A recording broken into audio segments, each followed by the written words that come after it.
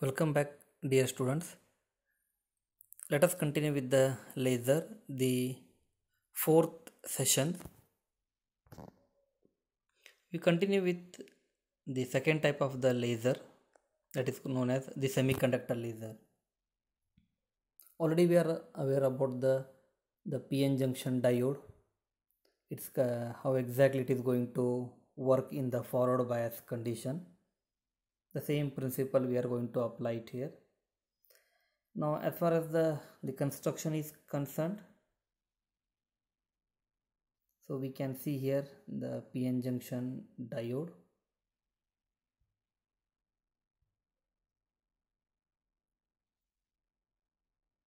This is the diode.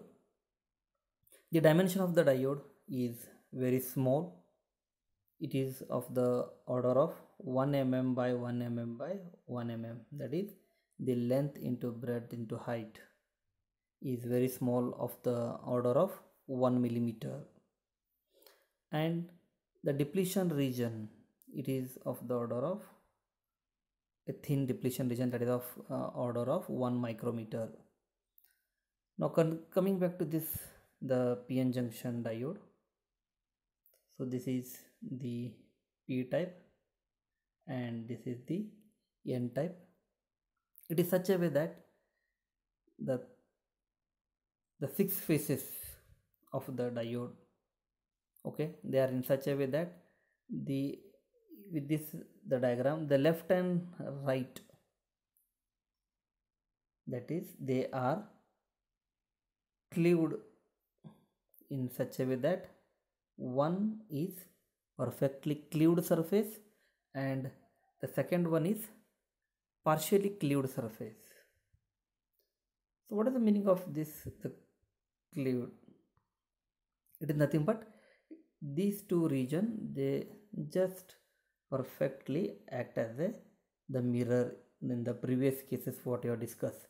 So this, the perfectly cleaved surface, it acts as a perfectly reflecting mirror, means we polish it, that particular region. And the second one is partially cleaved surface, so it also acts as a partially reflecting mirror. We cannot put the mirror here, so that region is somewhat polished. Next, the top and bottom, the regions. So there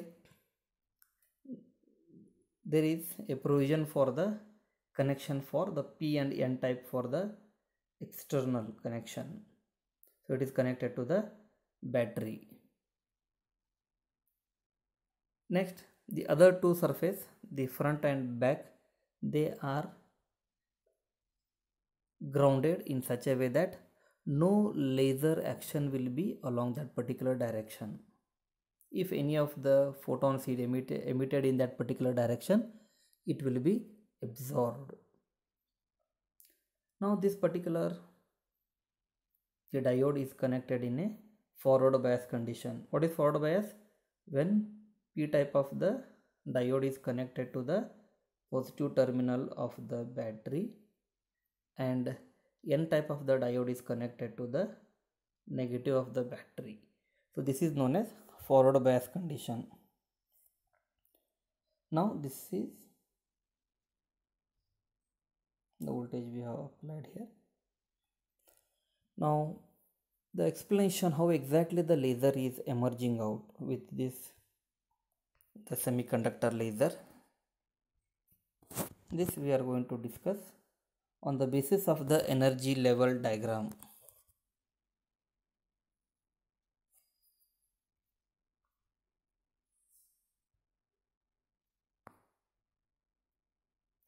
Now coming to the energy level diagram of a semiconductor diode. So this will break up into two parts.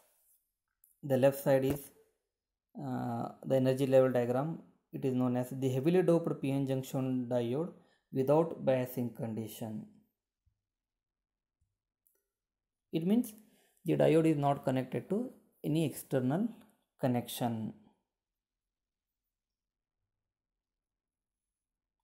Now we are going to discuss about the energy levels in N type and P type. If you just observe the energy levels in the N type, so we can see that V corresponds to the valence band, C corresponds to the conduction band, and EF corresponds to the Fermi level. Similarly in the P type also. Now the energy levels are arranged in such a way that is the heavily doped PN junction diode under without biasing condition at thermal equilibrium condition. At that time, the Fermi level of both the N type and the P type energy, they exactly matches. So EF energy exactly matches under thermal equilibrium condition of both N and P type. Now with respect to that one, the conduction and valence band of N and P type, they are going to reorganize. In N type, we know that the Fermi level is above the conduction band, and in P type the Fermi level is below the valence band. Now when such the N type and P type we join to make as a diode, and it is at thermal equilibrium condition, we observe a common EF Fermi level is same, and respectively the conduction and valence band they displace in N and P type as shown here, and we can observe the depletion region. Now when we apply the forward biasing, so this same the heavily doped PN junction under the forward biasing condition, what happens under forward bias condition? There is a redistribution of the energy levels in N type and P type takes place, such that the conduction band of N type and of P type, they matches each other. Similarly, the valence band of N type and P type, they matches, and respectively the Fermi level it displaces, okay, in N and P type as shown here. So once it is in the forward bias condition, then slowly the charge carrier they start penetrating through this depletion region. So as we go on increasing the forward biasing the voltage, there are more and more charge they cross the potential barrier. The charge carrier flow across. Now a stage is reached where we can observe there are more number of electrons, they are going to be in the conduction band. So these are the electrons which are going to accumulate in conduction band, and in the valence band there are more number of holes will be generated. Now we can say that a population inversion has taken place. It means more number of the electrons are in higher energy state compared to the lower energy state. Now one of the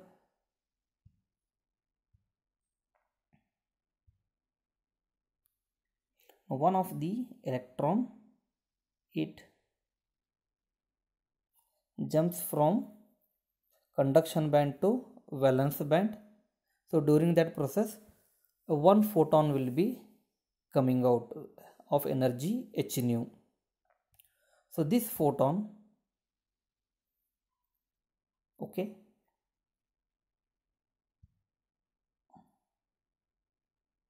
so that photon, let us consider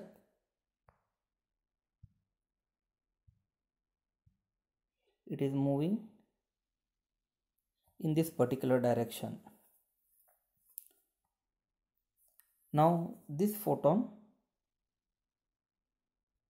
it goes and hits the partially cleaved surface and bounce back and reflects. So during it reflection, so this photon h nu, so this photon h nu, now we consider here,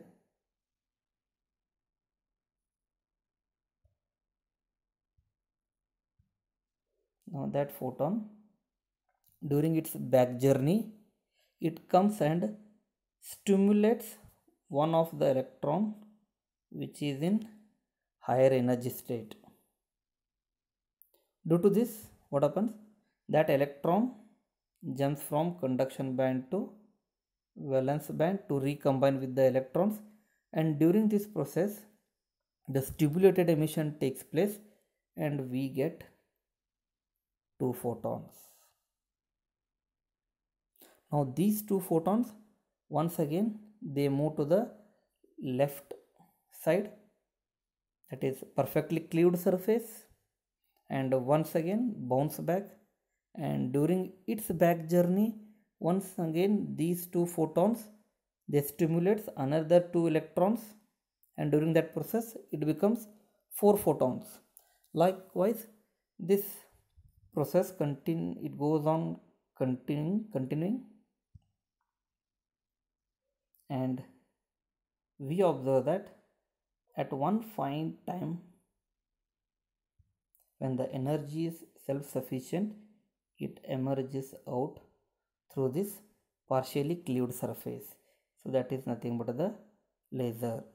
So this is the working of the semiconductor laser. So this we are going to explain on the basis of the energy level diagram.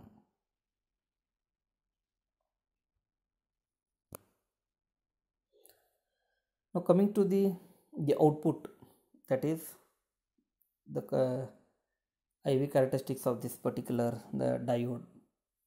If we study, initially we observe that in the forward bias condition,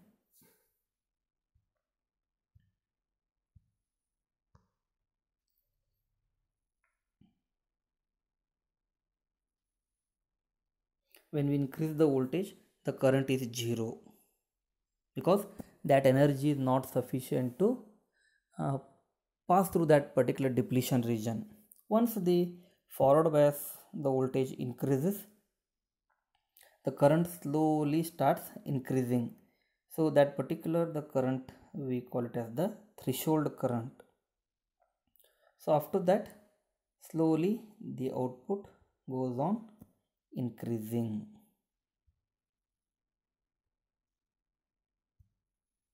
And this the curve, if you observe the right hand side, we call it as the stimulated emission. That particular stimulated emission, it is in the form of the laser, while in the left side it is shown that it is nothing but the spontaneous emission, that is nothing but the LED, that is the light emitting diode. So earlier initially whatever the light is coming out, it is in the form of the spontaneous emission. Later on what happens, whatever the output it is coming, the photons which are coming out, so those are nothing but in the form of the laser. So that is nothing but the stimulated emission. This is the IV characteristics of the semiconductor laser.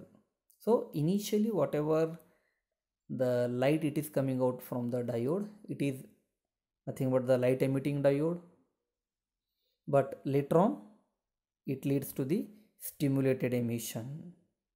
So this is nothing but regarding the semiconductor diode.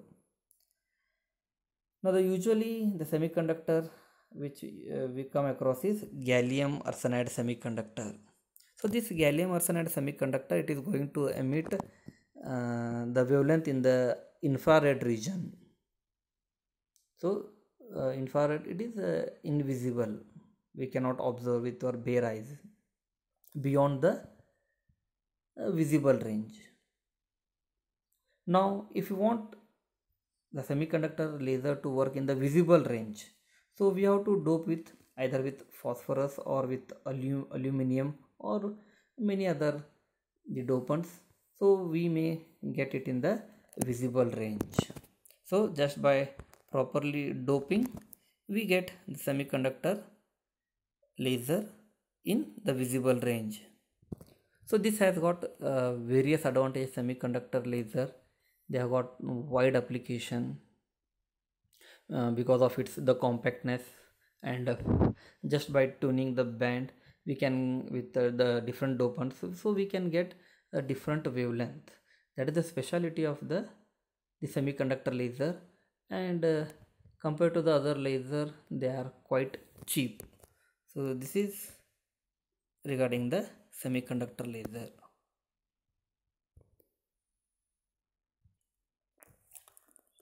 So with these two types of the working of the laser, that is carbon dioxide laser and the semiconductor diode laser, now we will move on to the applications of the laser.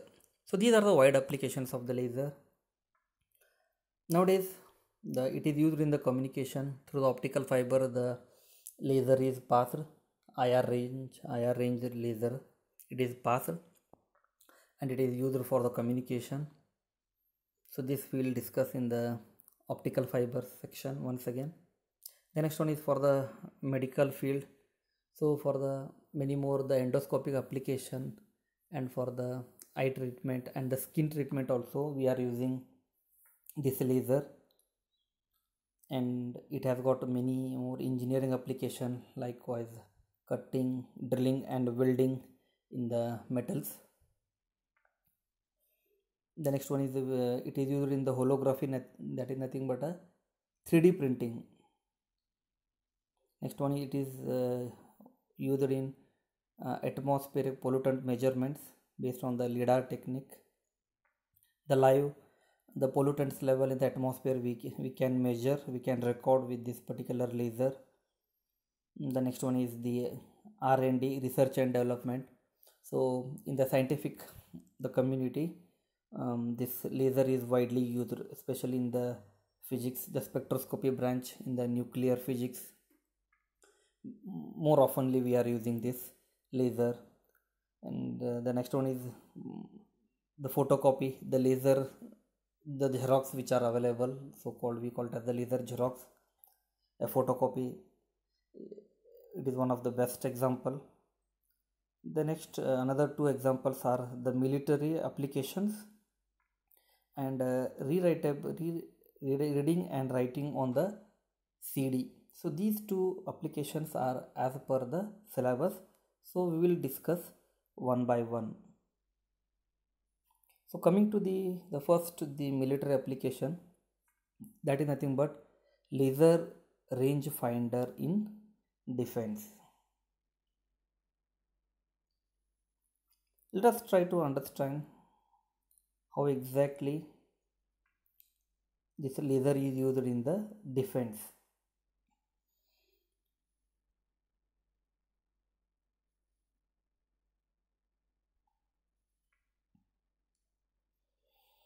So we can, the whole unit we are going to call it as the control unit, that is the army. For the defense we can call it as the army control unit. So there is the transmitter and the receiver which are fixed here. So we are using the laser, the Nd:YAG laser, it's a pulsed laser. So that particular the Nd:YAG laser, it is the light is transmitted in such a way that it is targeted on the enemy target, means it may be the tank or any of the enemy target, it may be that the laser is incident on the enemy target, and the reflected light is collected by the control unit, that is nothing but the receiver. So receiver, it detects the reflected signal and it amplifies, and it is then connected to the computer. So the further analysis takes place.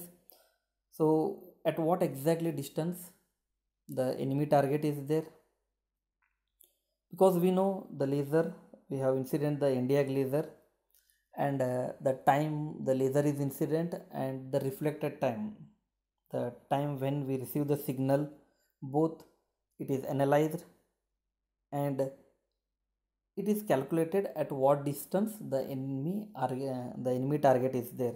So the necessary further action can be taken. So without delay, um, from the army control unit, so a missile or the another the weapons can be targeted on the enemy particular target. So this is how the laser is used in the military application. Moreover, it works on the basic principle of the radar. So in this, the important thing is the control unit. So control unit consists of transmitter and receiver. In transmitter, laser is given out.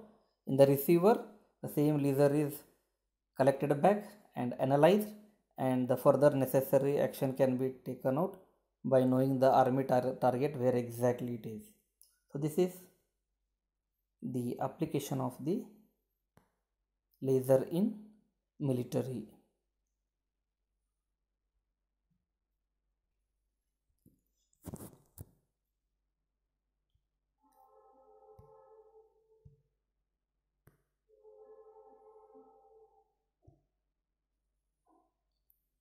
Now moving to the second application, that is reading and writing the data on the compact disc, that is known as the CD. So all we people are familiar with this particular the compact disc, that is the CD. So its dimension is around 12 centimeter, that is 4.5 inches in the diameter. So it mainly consists of the 3 layers. So the bottom, the layer, so it is made up of the polycarbonate, the surface. Over that, the aluminum, a reflective coating is there. A thin layer of the aluminum will be coated, and above that, so there is a polymer. The polymer coating will be there. So this acts as a protective layer for the laser, protective laser for the CD. So this is the basic the construction of this CD. Once again, it has got 3 layers. The bottom is polycarbonate surface. Above that, a aluminum coating is there for the reflectivity purpose. On that, as a protective layer, the polymer will be there. Now the shiny side of the CD, where laser beam can bounce off the disc and the data reading and writing can be taken out, that is where the shining is there, and the other side is quite dull, so that surface is used to labeling purpose. So we can write that what type of the CD it is, what is the information is there. So this is basically with the 3 regions the CD is made up of.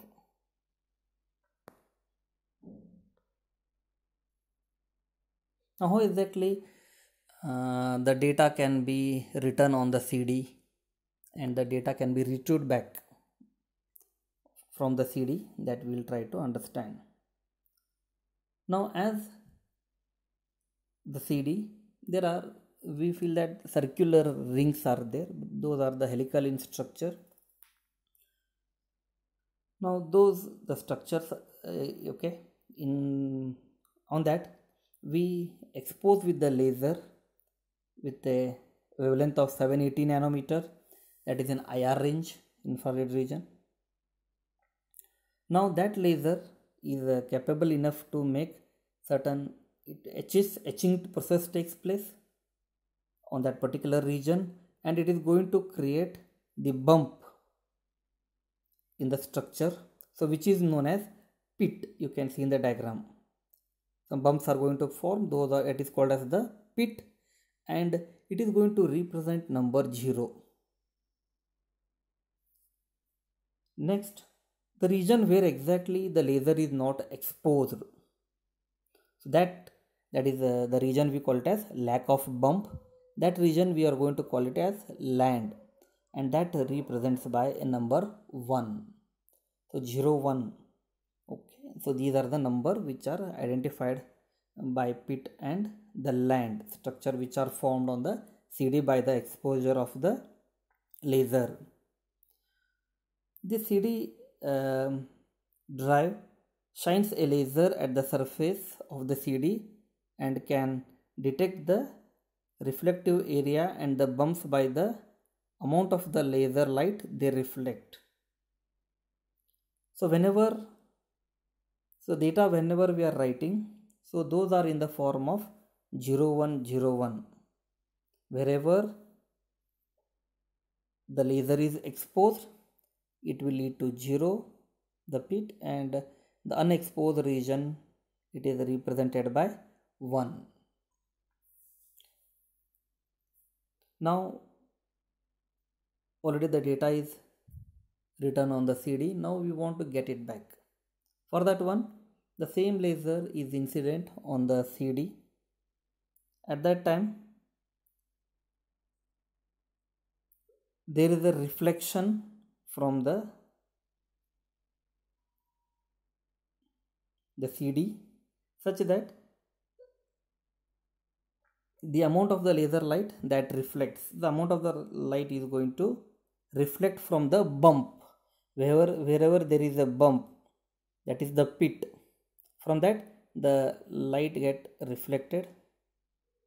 The drive converts the reflection into 1 and 0 in the form of the digital 0 and 1. So whenever the reflection takes place, so that is through the photocell, it is detected and it is taken as 1, and during the pit, so there will be no reflection and it is going to scatter, and that information is not censored by the photocell. It leads to 0. Likewise, from the land and the pit, the information is recorded through the photocell. So this is how the data is written on the CD and the information is taken back using the laser of around the wavelength 780 nanometer. As already we are aware of the CD, initially the CD was launched to record the sound. Later on it is used for the storage purpose. Now the capacity of the CD is around 700 MB. Now the higher version was known as DVD. So its storage is around 4.7 GB. Already these CD and DVD, they are out of the market. Now to have the higher capacity, we use BDXL, that is Blu-ray disc extra large. The storage, its storage capacity is around 50 GB. Now this is how the information which is stored in the CD, that is the data storage in CD using the laser. So these are the two applications, that is the military and the reading and the writing data on the CD. Thank you.